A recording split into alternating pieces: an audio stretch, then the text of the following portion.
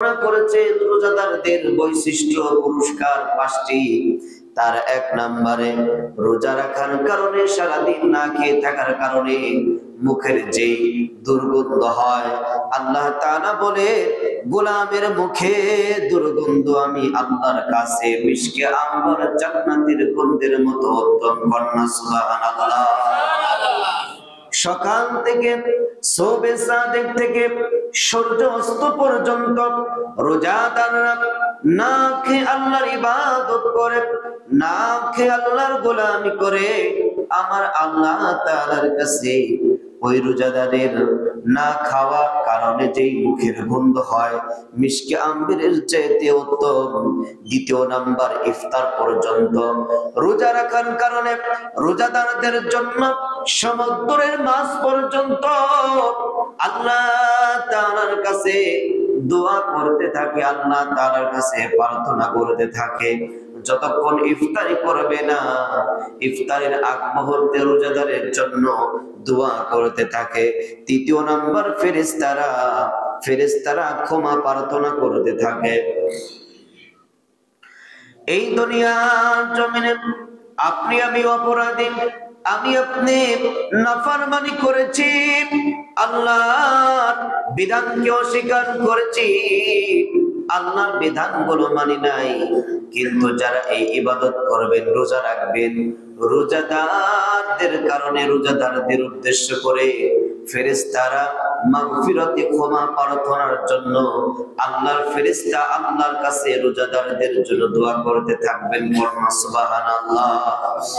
এবং কি এই রোজাদারের জন্য জান্নাতটা সুসজ্জিত করা হবে প্রতিদিনই নিত্য নতুন। রোজা রাখার কারণে রোজাদারদের জন্য জান্নাত গুলো সুন্দর সুসজ্জিত করে রাখা হবে। আর 5 নম্বরে শেষ রাত্রে রোজাদারদেরকে ক্ষমা করে দেওয়া হয়।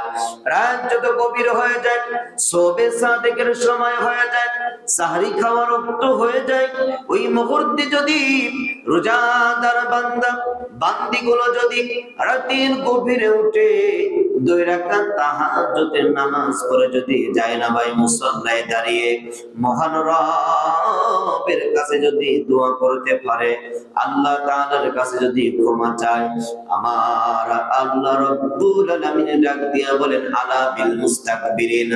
এই মসজিদের মুয়াজ্জিন তোমাদেরকে নামাজের জন্য আহ্বান করে, হাইয়া আলাস সালাত হাইয়া আলাল ফালাহ।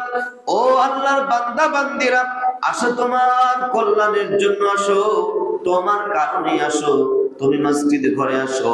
আসসালাতু খায়রুম মিনান নাওম, ঘুম হইতে নামাজ উত্তম।